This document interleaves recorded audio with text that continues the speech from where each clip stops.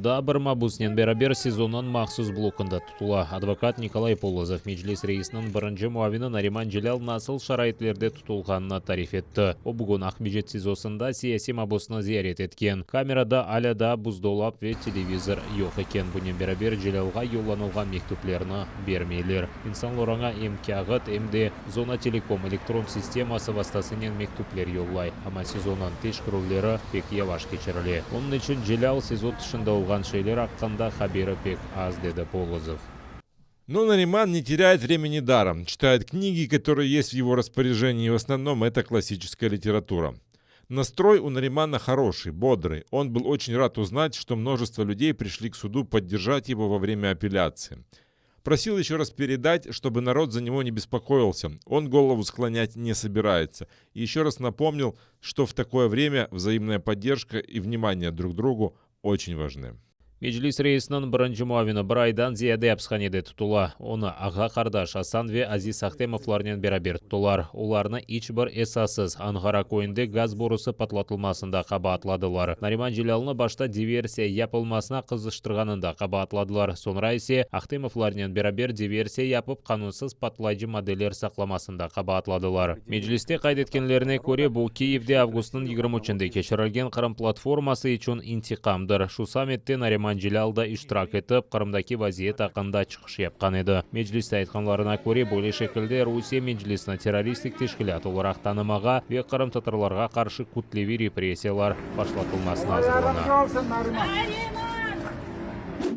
Ишгалжилер махкемесі сабық сияси мабус Казим Аметовқа 5000 рубле пара жазасына белгіледі. Оны да сентябрьнан 4-інде ФСБ бинасы янына шыққаны үшін карантин қайделері бозылмасында қабатладылар. О күні обырчоқ Қырым татарларынан берабер қырсызланған ватандашларымыз не ерде олғанны білмеге келді. Махкемеже Казим Аметов тұлғаны бақыт онен берабер бір машинада отырған кішіні шат сыфатында сұрғыдан кечірмеге рұқсет берген. Ама оның шатлығыны көзігіне алмады, санкедерсін одайны қабатлав бойынша. Махкем етілмекте ve onun сөздеріне ичбір ишанч yok деген.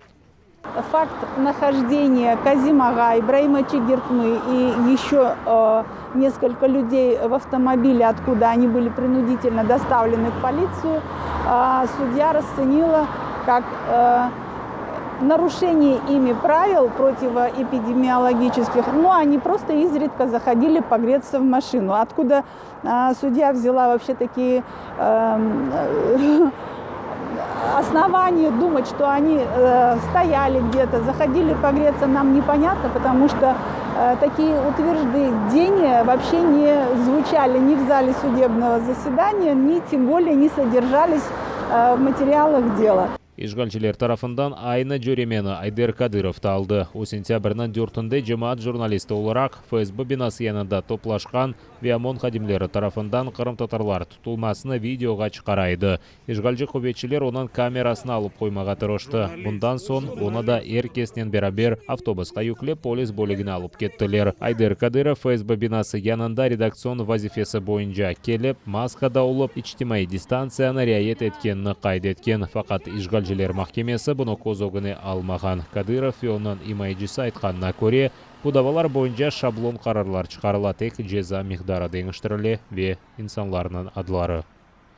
Судья вынес вот такое, как я считаю, доказал очередной раз, что данные административные дела являются политически заказными и что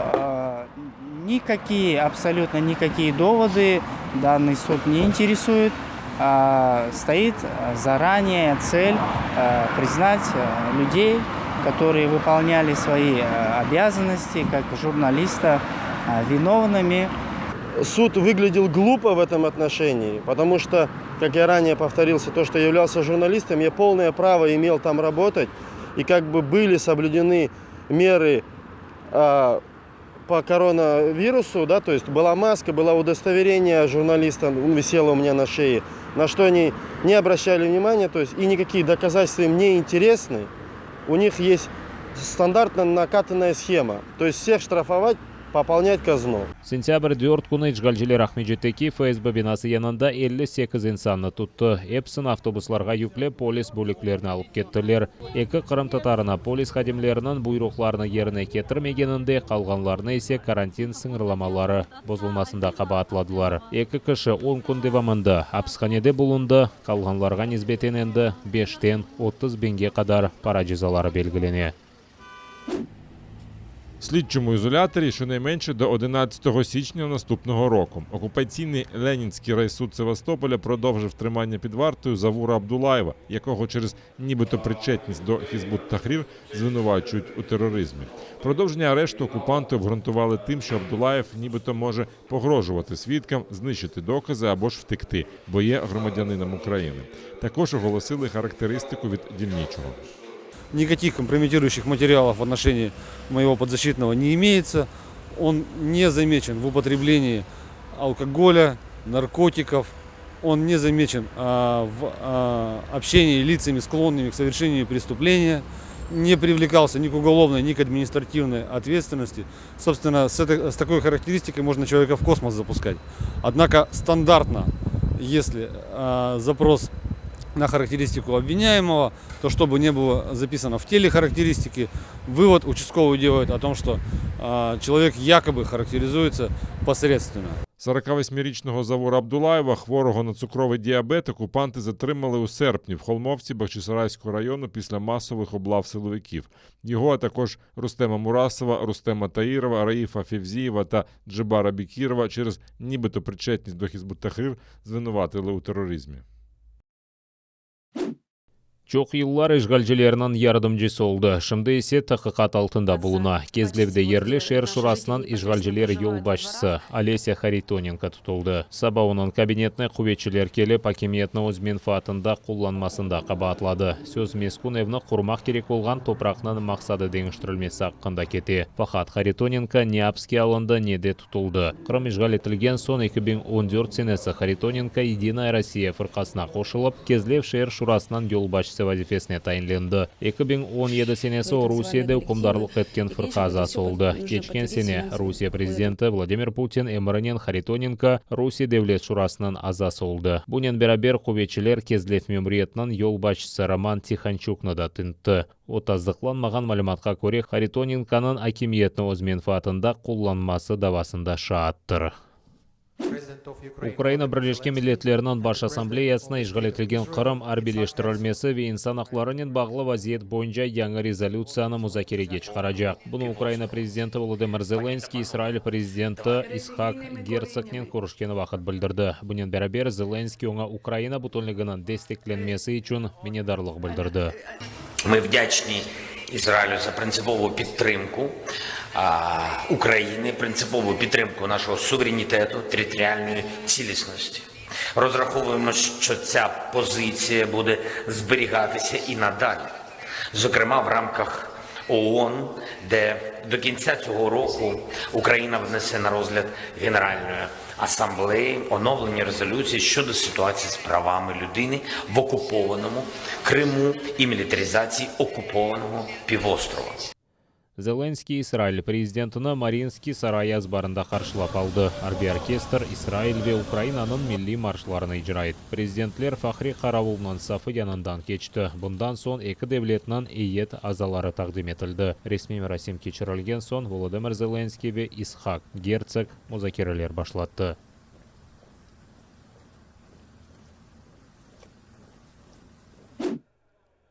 Слуга народу фракциясынан чатларından çıkarıldı. Bunu Yukarı Şura'nın yol başçısı bildirdi. Bundan evvel halkı deputatları Слуга народу frakciyası ve iki parlament gruppasının teklifinin iki kunge Dmitro Razumkov'ni umumiy toplaşuvunun keçirilmesinden chetleştirdi. Sentyabrının 30'ında Слуга народу frakciyasının yol başçısı David Arahamiya Razumkov'ның spiker vazifesinden çıkarılması için imzalarını topla başladı. Bunun sebebi spikerinin deputatlar kabul etken oligarxlar hakkında kanunni imzalamaga istemegenidir. Razumkov ona imza için berilgen kanun leyhası deputatlar rey bergen kanundan pek farklanganını bildirip, buna saxte kanun dep aytdı. Cuma akşamı kuni Razumkov vazifesinden boşatılabilir. Прошу голосувати.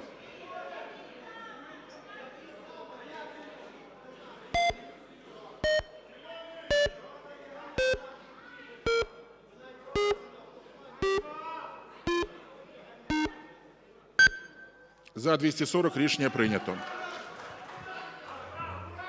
Покажіть по фракціях. Шановні колеги, зараз 11:59. Я оголошую перерву до 12:30. О 12:30 збираємося в залі. Дякую. Я так багато і не втрачу. Я не втрачу себе, і це головне. Як людина не втрачу. А втратити посаду, ну дивіться, я ж казав, що посади таке, приходять і йдуть. Не в посадах суть. Душман шарқы жебеде дюрткери атешкес режиміне бозды. Украина арбелері арасында инсан ғайыплары yok. Бірлешкен Құбетлер операциясынан штабында білдіргенлеріне көре, осы işgalcilері Лебединская ве Новоташковская қасабалары жеварында чешет гранат аты жетірті батлары. Бұйып калибрлы құршын аты жетірті батлары ве башқа селянен атеш açқан. Күнен верабер Луганск вилетінде Орлан-10 рус пилотсыз учуде алетінің учышы қайдетілген. На збройні провокації противника наші захисники відкривали вогонь у відповідь та змусили його припинити вогневу активність. Завдяки зусиллям українських воїнів рубежі наших підрозділів залишилися незмінними. Станом на 11 годину ранку 5 жовтня порушень режиму припинення вогню не зафіксовано. Підрозділи Об'єднаних сил тримають ситуацію під контролем та продовжують виконувати визначені завдання з відсічі і стримування збройної агресії Російської Федерації. Қырымның Русия тарафындан işgalini aqlamaq üçün çağırılған Нишарет Ахмеджетті америкалы Патрик Лакнастер кезіп үре. О озыны ғарби аудиторияға яйынлаған мұстақыл журналист оларақ адыландыра. YouTube сайфесінде дерчетілген видеода о Ахмеджетте құрылған Жұма жами құржылығында кезінтіде. Бұ жамин işgalciler аманыман 3 ел евелсі ішке түшірмеге шандырайды. Оңайынды баяғы парада масраф еттілер, ама ішлер еп бітмей. Ланкастер құржылығы бітірілмеген жамины Қырым татарлар үшін қайғырув деп адыландыра. Қырым татарларына есе тамыр халық дегелде азған иәлі деп адыландыра. Ланкастер Москва Қырымны қайғырғаны аққанда ве Қырым өз істегінен Украинадан айырылды дей. Оның үшін ғарби мемлекетлер Русия еле давалашқан. Бұл блогер işgal етілген Донбастада ола. О британиялы досты Грэм Филлипс еле Украина аскерлеріне қаршы Русия тешвиқатына тарқата. О Донбасс семасында Малайзия Боингі ұрып түшірілгені вақыт біріншілер сырасында қаза еріне етіп келді. Патрик Ланкастер ер вақыт о мұстақыл олған аққанда тариф ете, оның үшін мадди ярдымға мұқтаж екен. Ама Русияның банк картасына паралар топлай. Ученжі күн işgal етілген Қырымда коронавирус хасталарының сайысы артмасы бойынша рекорд қайдетілі. Кечкен күн девамында Чин вирусы 645 инсанда белгіленген. 204 хаста Ақярда, қалған хасталар ярмаданын дигер шерлерінде. 19 евел хасталанған кіші хасталықны еңіп оламаған. Хасталарының сайысы артқаны үшін 78 сынып дистанцион оқуға кечірілген. Коронавирус пандемиясының 4-ші далғасы башлағанына бақмадан Қырым сакинлері ашыланмаға ашықмай. İşgalciler hakimiyeti yüksek tehlikeli режимні декабрь айына қадар девам еттірді. Ләкин işgalciler yolbaşысы Сергей Аксенов қошма сыңырланулар көрсетмейжегіні білдірді.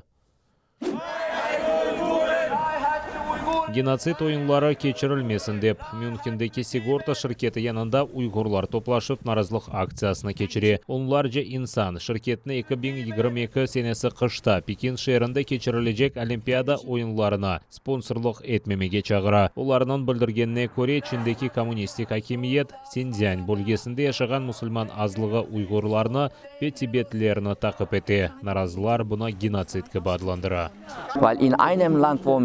Країна, яка зневажає права людини і учиняє геноцид, не можна допускати до проведення Олімпіади. Великі міжнародні компанії не повинні спонсорувати Китай і підтримувати його. Інакше це означатиме, що західні демократичні країни або компанії з цих країн підтримують дії китайської влади.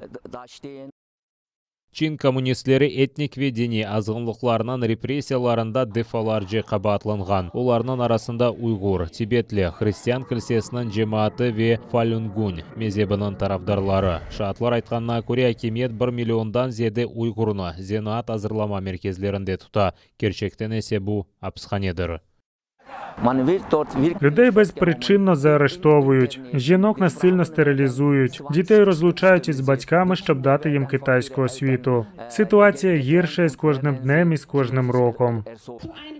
Ақ қорчылайжылар айтқанына көре Қытайның коммунистик фырқасы уйғурларны оларның дini ve medeniyetinden vazgeçmege mecbur eti. Pekin hakimiyeti оңа қаршы бұтын қабатламаларını рет еті. Ғарби devletlerinin үкіметлері ve Birleşken Milletler мұсылман olған уйғурлар Цинцзянде насыл яшағанына тешкіріп оламай. Чүнки Чин hakimiyeti анда ерішім бермей. Bu yıl Amerika alimleri David Julius ve Ardem Pataputyan fiziologiya ve Tibet boyunca Nobel mükafatını alacak. Nobel komitetinde kaydetkenlerine göre onların tarafından yapılgan teme ve sıcaklık sizicilerinin araştırması onğanlık olup yanı erişmelerge yol açtı. Alimler sıcaklık ve teme etrafımızdaki muhitke uygunlaşmaga ve dünyanı idrak etmege yardım etken sınır impulslarına nasıl çevrilgeni anlattı. Це важливе відкриття для фундаментального дослідження фізіології, і воно, безумовно, дуже актуальне для медицини. Наприклад, біль дуже тісно пов'язана з відчуттям температури і дотику. При цьому багато компаній розробляють болезаспокійливі засоби, які рятують від хронічного болю.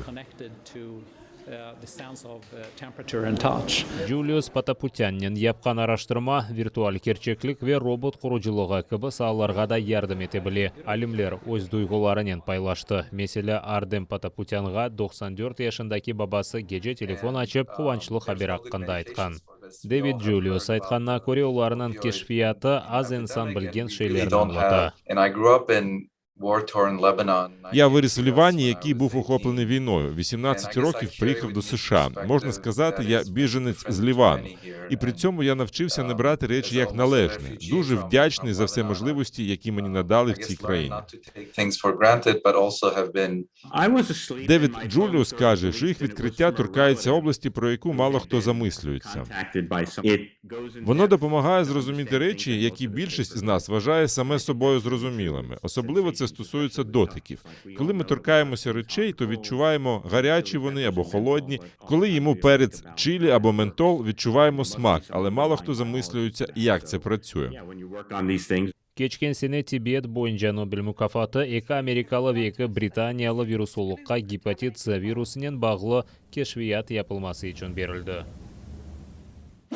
Телеканалымыздың сайтында абоне олып ATR қорантасына қошылыңыз. Бұның үшін браузерде atr.ua адресіне yazып сайтқа кіре білесіңіз. Анда есе ATR қорантасына қошылмақ үшін ATR-ге қол тұтмақ догмені баса білесіңіз. Бұндан соң өз банк картаңыз ve электрон адрес аққанда мәліматыны толдырыңыз. Төлеулер насыл мұнтазам тарзда олажағыны қайдетіп, программаның шартларына қабыл етіп, төлемек догмесіні басыңыз. Бұрынжы ве екене Қырым-Татар телеканалы бұл Қырымда олған Керчекні көстерген телеканалдыр. Қырым-Татар халқы үшін есе екене сербестлік мейданы. ATR сайтына абоне олып информацион күреште бізге ярдым етіп, ярмада ишгалжілерден азат етілмесі үшін өз иссеңізні қоша білесіңіз.